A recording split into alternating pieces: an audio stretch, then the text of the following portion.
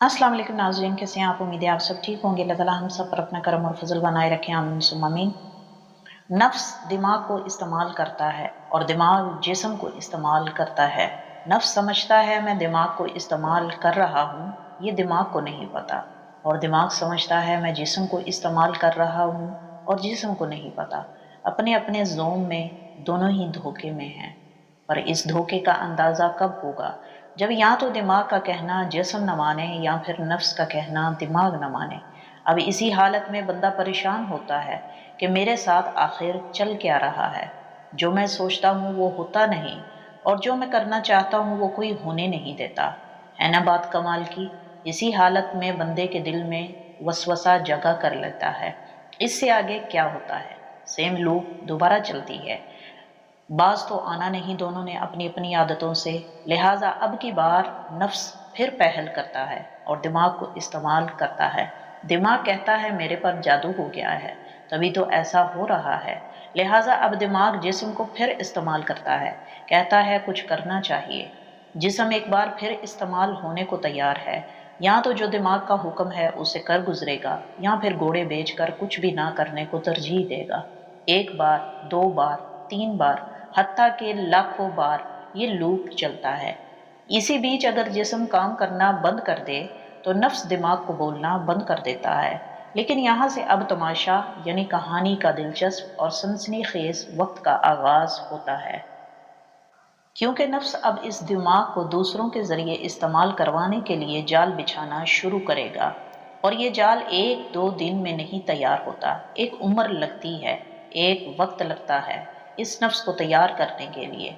और नफ्स बड़ी खामोशी से और इस्तिकामत से ये जाल बुने जाता है।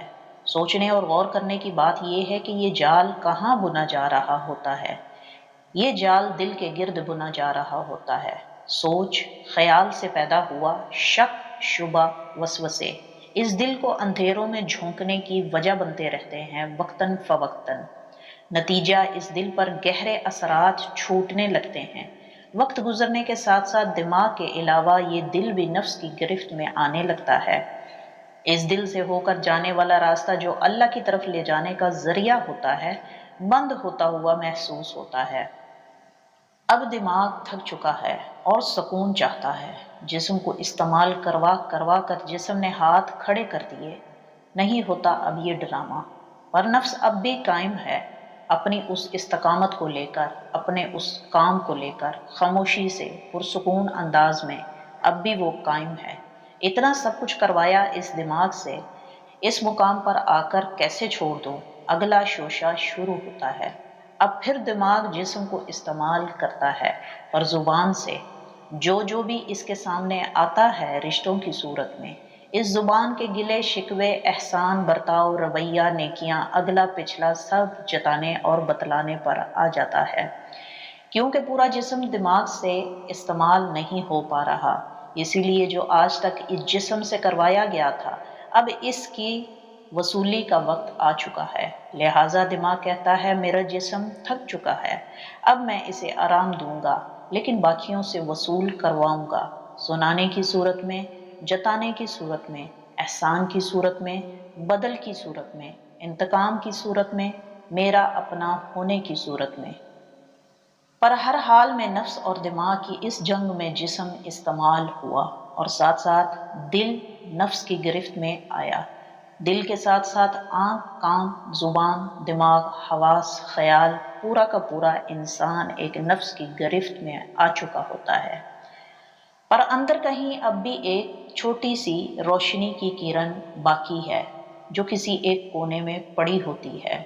और दिमाग और नफ्स के इस जाल की इस इमारत के अंदर एक हल्का सा रोशन हिस्सा मौजूद होता है और इसी रोशन हिस्से से दिमाग और नफ्स को जुदा कर पाने में और कामयाब हुए जाने का इम्कान बाकी होता है, ताकि वापसी के इम्कानात को हमवार किया जा सके, जिससे कल्ब का झुकाव नफ्स से हटकर रूह की तरफ बढ़ाया जाता है।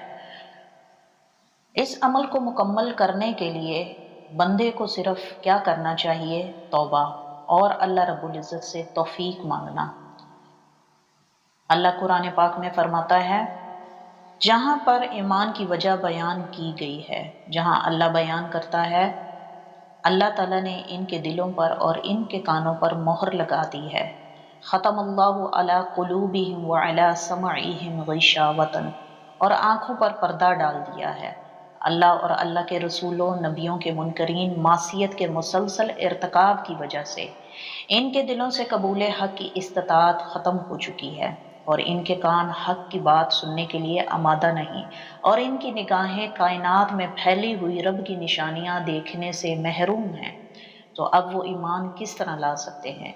ایمان تو صرف انہی لوگوں کے حصے میں آتا ہے اور آئے گا جو اللہ تعالیٰ کی دی ہوئی صلاحیتوں کا صحیح استعمال کرتے ہیں اور مغفرت طلب کرتے ہیں۔ اور ایک حدیث کے مطابق یہ ہے کہ مومن جب گناہ کر بیٹھتا ہے تو اس کے دل میں ایک سیاہ نقطہ پڑ جاتا ہے، اگر وہ توبہ کر کے گناہ سے باز آ جاتا ہے تو اس کا دل پہلے کی طرح صاف اور شفاف ہو جاتا ہے، اگر وہ توبہ کی بجائے گناہ پر گناہ کرتا جاتا ہے تو وہ نقطہ سیاہ پھیل کر اس کے پورے دل پر چھا جاتا ہے۔ یہ بات کرنے کا مقصد صرف اور صرف یہ بتانا ہے کہ جب نفس اور دماغ کے درمیان میں جنگ ہوتی ہے تو ایک ہلکا سا شک، وسوسہ اور خیال دل کو داغدار کرتا جاتا ہے۔ نبی کریم صلی اللہ علیہ وآلہ وسلم نے فرمایا کہ وہ زنگ ہے جسے اللہ تعالیٰ نے ایسے بیان فرمایا ہے، کَلَّا بَلْ رَانَ عَلَىٰ قُلُوبِهِم مَّا كَانُوا يَكْسِبُونَ، یعنی ان کے عملوں کی وجہ سے ان کے دلوں پر زنگ چڑھ گیا ہے، جو ان کی مسلسل بدعمالیوں کا منطقی نتیجہ ہے۔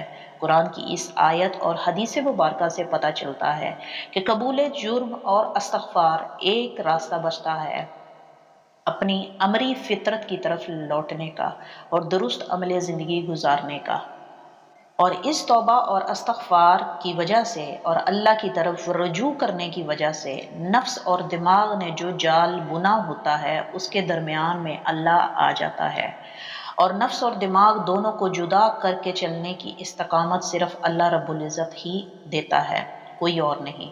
اب دماغ جسم کو استعمال کرتا ہے تو اللہ کے لیے، اور نفس عاجزی کی قید کو قبول کرتا ہے تو اللہ کے لیے، اور اللہ کسی مخلوق میں بھید بھاؤ نہیں کرتا، کیونکہ دماغ بھی مخلوق ہے اور نفس بھی مخلوق ہے، جس کی رہائش انسانی جسم ہے، جب تک جسم ہے تب تک۔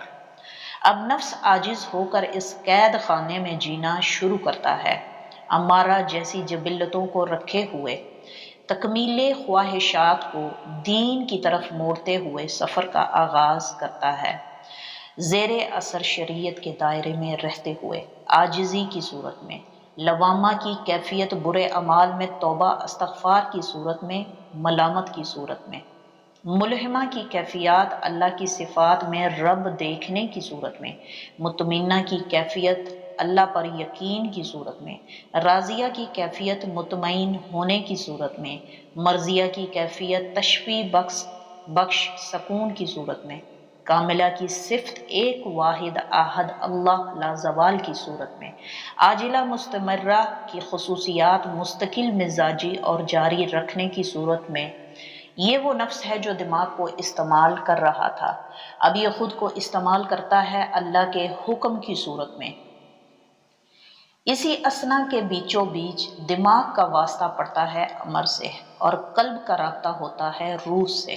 اب دماغ کے فیصلے دل کے مرہوم منت ہونے لگتے ہیں، کیونکہ قلب اپنا مقام اور آزادانہ فطرت یعنی حاکمیت اپنے وجود میں حاصل کر چکا ہوتا ہے، اسی کے تحت کن کے امر کی پیروی کرنے میں حواس میں سے آنکھ، کان، زبان دماغ کو سکھانا شروع کرتا ہے، اور رابطہ امر سے ممکن ہونے کی بنیاد پر حق تعالیٰ کی صفات کی جھلکیوں سے دماغ کو علم یقین سے عین الیقین، عین الیقین سے حق الیقین کا پاٹ پڑھاتا ہے، اور اسی حق الیقین کے سبق کی مثال زبان سے کلام حق کی صورت میں، آنکھ سے حق دیکھنے کی صورت میں، کان سے حق سننے کی صورت میں، شعور سے حق سمجھنے میں سیکھنا اور سکھانا شروع کرتا ہے۔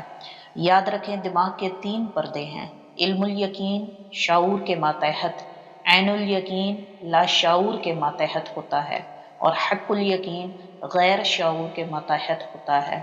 ان پردوں میں وسعت آنے سے ہی مکمل شعور بیدار ہوتا ہے، جہاں اللہ فرماتا ہے میں اس کا ہاتھ بن جاتا ہوں جس سے وہ کام کرتا ہے، میں اس کی زبان بن جاتا ہوں جس سے وہ حق بولتا ہے، میں اس کے کان بن جاتا ہوں جس سے وہ حق سنتا ہے، میں اس کی آنکھ بن جاتا ہوں جس سے وہ حق دیکھتا ہے۔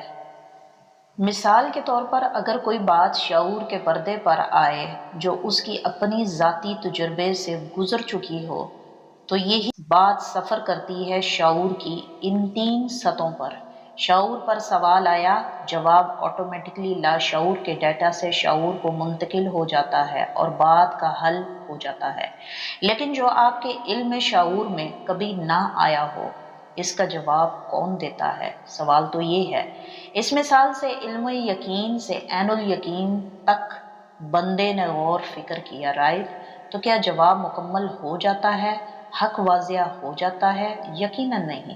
دوسری مثال، اگر سوال غیر شعوری پردے سے ہو کر ابھرتے ہوئے آئے، اور اس کا جواب کہاں سے آئے گا؟ کیونکہ اس مثال میں علم غیر شعوری پردے سے آیا ہے، تو اس حساب سے اس بات کا سفر علم الیقین سے عین الیقین، عین الیقین سے حق الیقین کے کلیہ کے اوپر پرکھنا پڑے گا، اور یہ تب ہوگا جب سوال جہاں سے آیا ہے اس عین سے رابطہ ہو بندے کا، تب یہ جواب قدرت کی صفات کی اتھک گہرائیوں کے اندر سے بھی لے کر آنا آسان ہو جاتا ہے، کیونکہ امر کن اللہ کا امر انسانی جسمانی صفات کا آئینہ ہوتی ہے، جس میں سب علم خبر کی صورت میں مدفن ہوتا ہے۔ بس اس امر کو صفت حی کا نور عطا ہونا ہوتا ہے، تب نہ دیکھا، نہ سوچا، نہ پرکھا، نہ سمجھا سوال، علم کو یقین ہونے، یقین کو عین ہونے، عین کو یقین ہونے، یقین سے حق ہونے، اور حق کے یقین ہونے کا یقین الیقین ہو جاتا ہے۔ یہ ہوتا ہے مکمل شعور بیدار۔ تبھی بندہ علم الیقین، عین الیقین، حق الیقین کو سمجھ پاتا ہے۔ پورا باطن آج کی ویڈیو میں رفلی آپ کو سمجھا چکی ہوں۔ نفس کی حالتیں، قلب کی حالتیں، روح سے رابطہ، شعور کی حالتیں، یہ چاروں کونے مکمل ہونے سے لقد خلقنا الانسان فی احسن تقویم۔ میں امید کرتی ہوں ہمیشہ کی طرح آج کی ویڈیو بھی آپ کو پسند آئی ہوگی۔ ملتے ہیں اگلی ویڈیو میں نئے ٹاپک کے ساتھ، تب تک کے لیے آپ سے اجازت چاہوں گی۔ اپنا خیال رکھیے گا، دعا میں یاد رکھیے گا۔ ٹیک کیئر، اللہ حافظ۔